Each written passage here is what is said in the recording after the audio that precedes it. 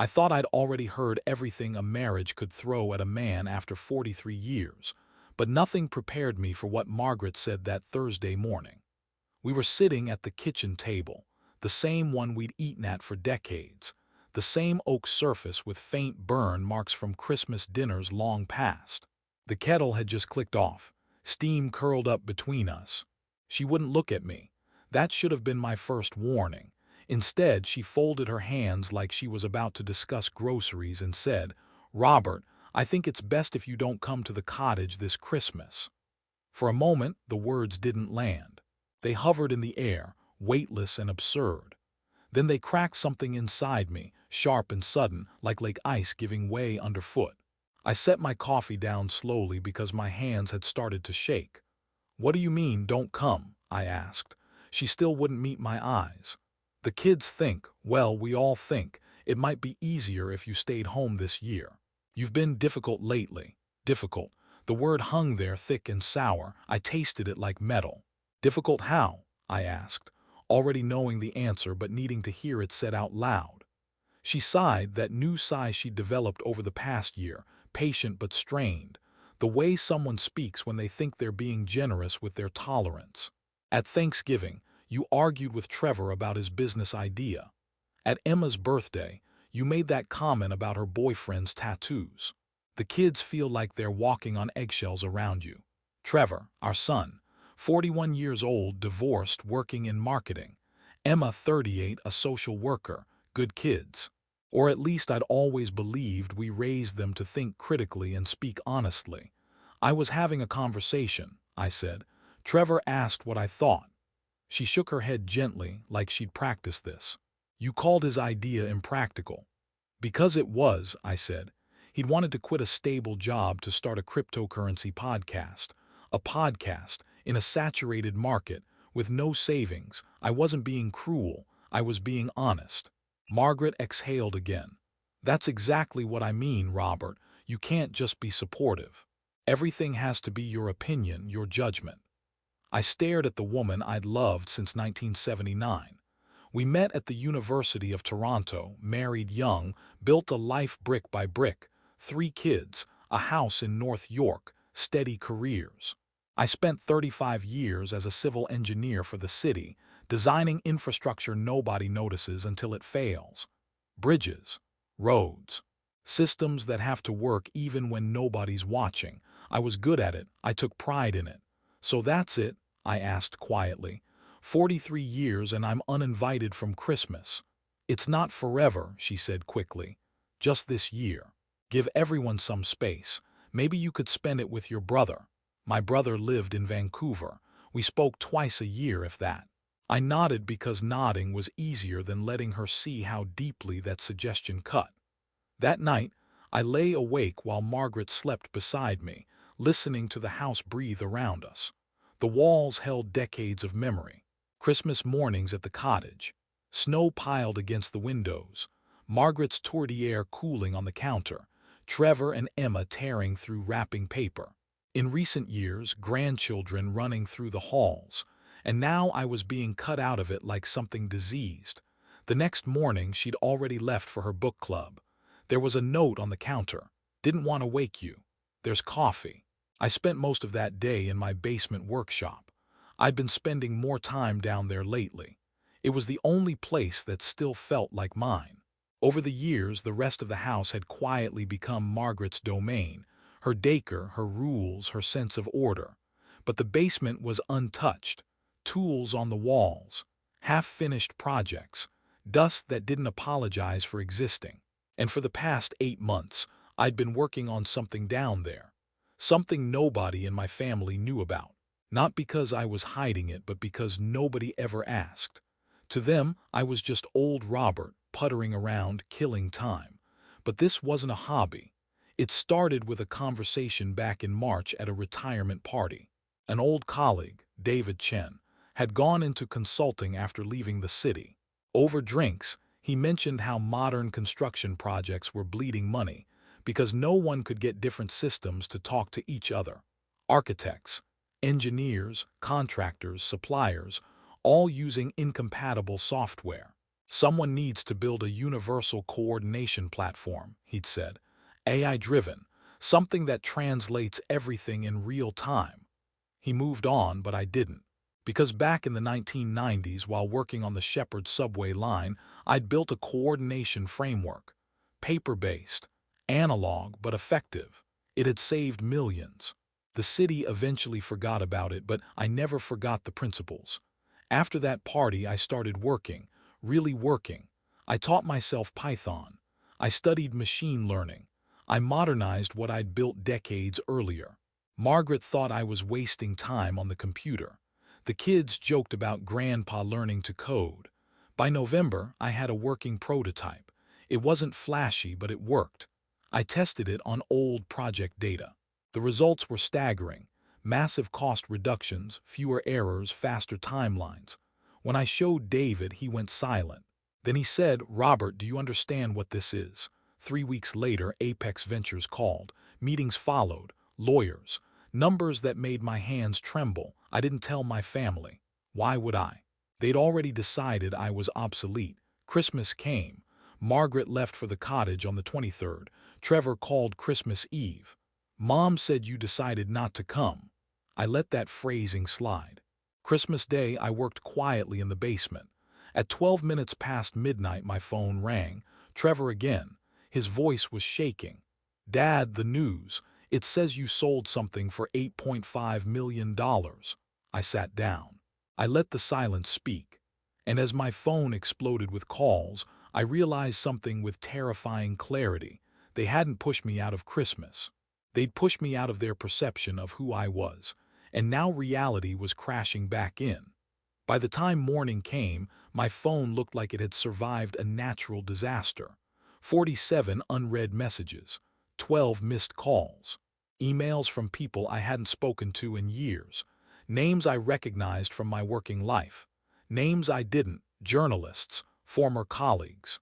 Someone claiming to be a producer for a business podcast. I didn't open any of them right away. I made claiming to be a producer for a business podcast. I didn't open any of them right away.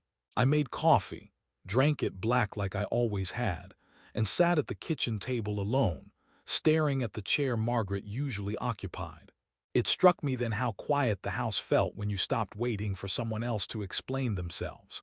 Silence changes when it's chosen instead of imposed.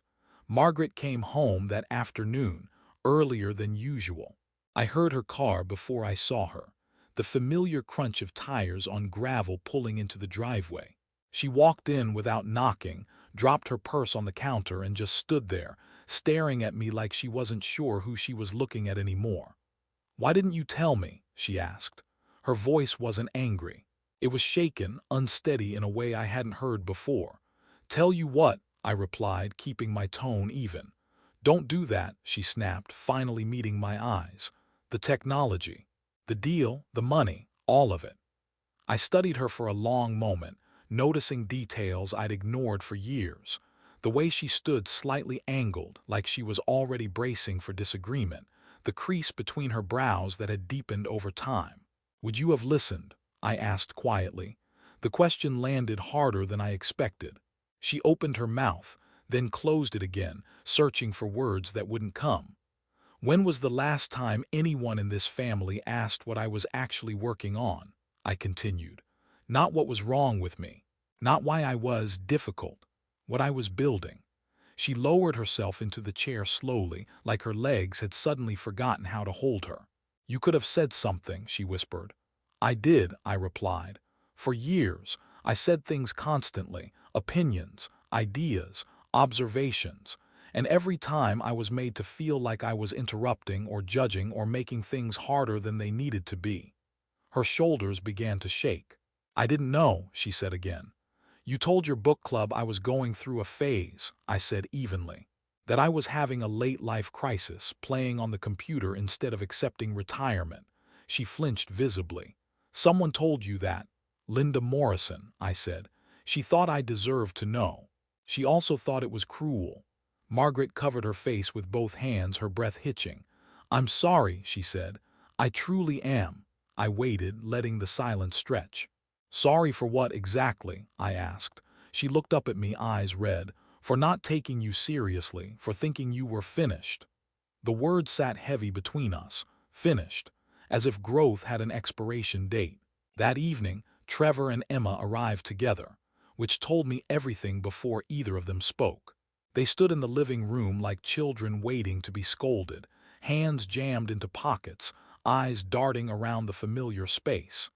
"Dad," Trevor began, clearing his throat, "we owe you an apology." I didn't say anything. Emma spoke next, her voice steadier but strained. "What you built is incredible. I've been reading everything I can find about it. People are calling it industry changing." "I don't care what journalists think," I replied. "What do you care about?" Trevor asked softly. "Respect," I said without hesitation. "Not because I made money, because I'm your father. Because I've lived 67 years, and I might actually know a few things worth listening to." Trevor nodded, swallowing hard.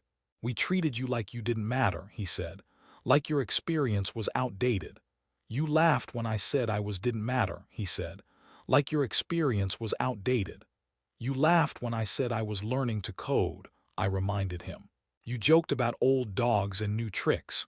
Emma looked down at the floor. "We were wrong," she said, "completely." I let the moment breathe. Apologies are fragile things, rush them and they lose their shape. "Here's what I need," I said finally. "Space, time. No pretending everything is fine just because it's uncomfortable to admit it wasn't." "That's fair," Emma said quickly. "And understand this," I added.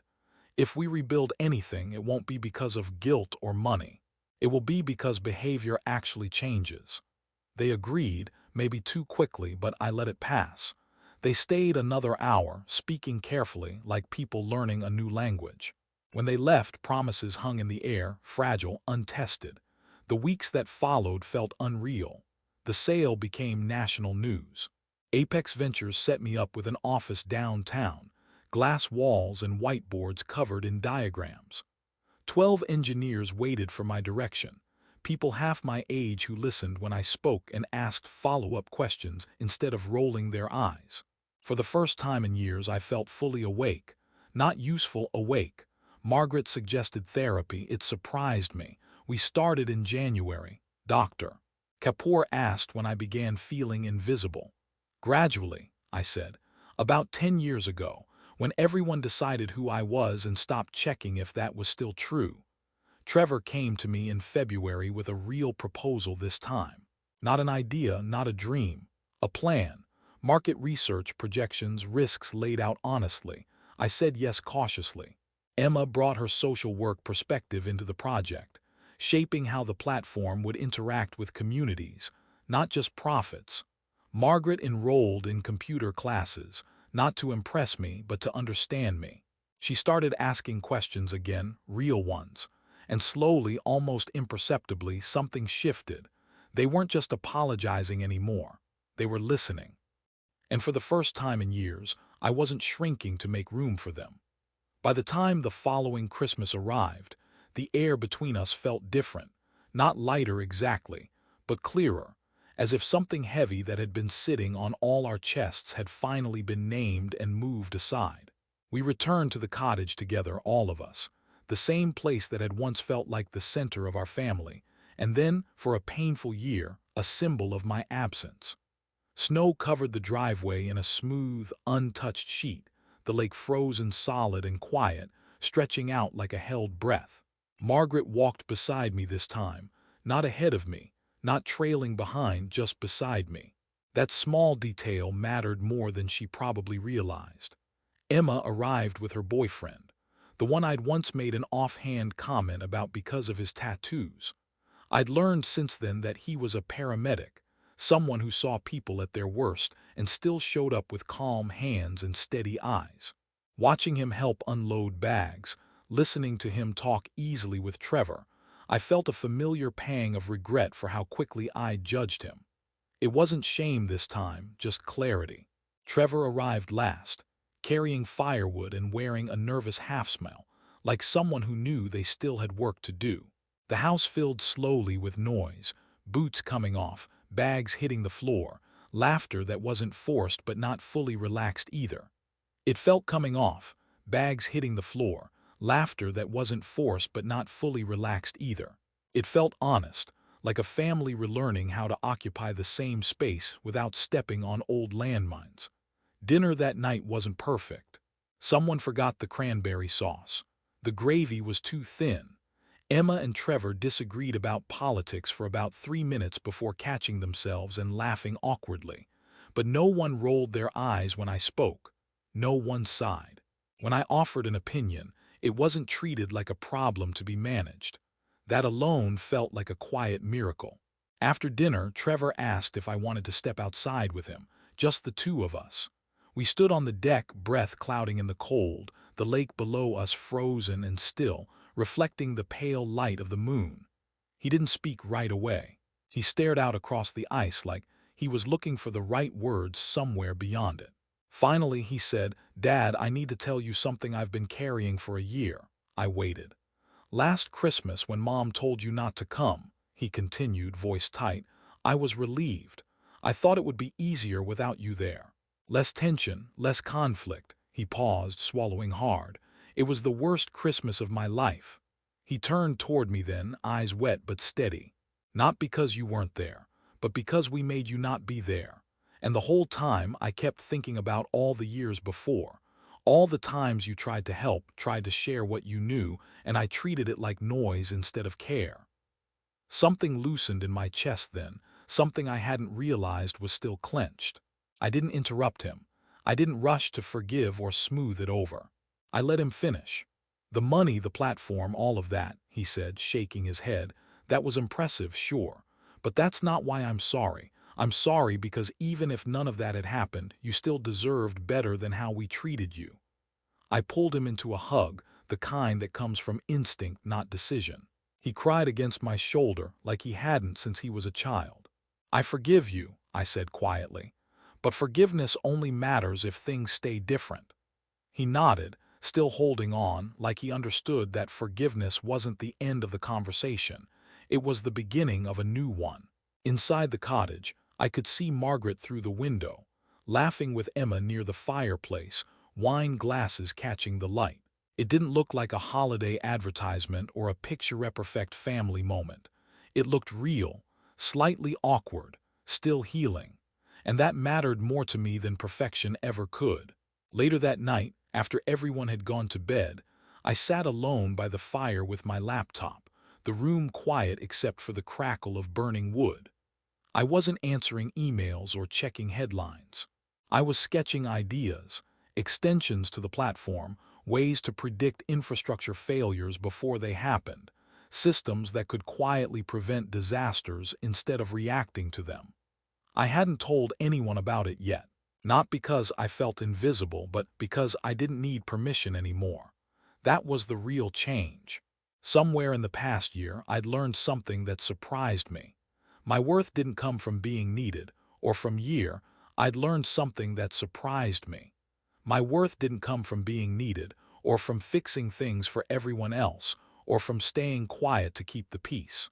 It came from knowing who I was, what I knew, and what I was still capable of building. I didn't need applause to keep going. I didn't need validation to grow. I just needed honesty with myself and with the people around me. The next morning, as sunlight spilled across the frozen lake and the house slowly came awake, I realized something else. I wasn't angry anymore. Not at Margaret, not at the kids. Anger had been replaced by something steadier and more durable: boundaries. I could love my family without disappearing inside it. I could be supportive without being silent. I could be present without being erased. At 67, I wasn't winding down. I was finally standing fully in my own life. And that, more than the money, more than the headlines, more than the apologies, felt like the real victory. If this story resonated with you, if you've ever felt slowly pushed to the margins of your own family, taken for granted because you were reliable, or made to feel difficult simply for having a voice, then you're not alone. These stories aren't about revenge. They're about dignity, boundaries, and the quiet strength it takes to stop shrinking. If you want more real, long-form stories like this, told without shouting and without shortcuts, consider subscribing and staying with us. Sometimes the most powerful thing you can do is simply refuse to disappear.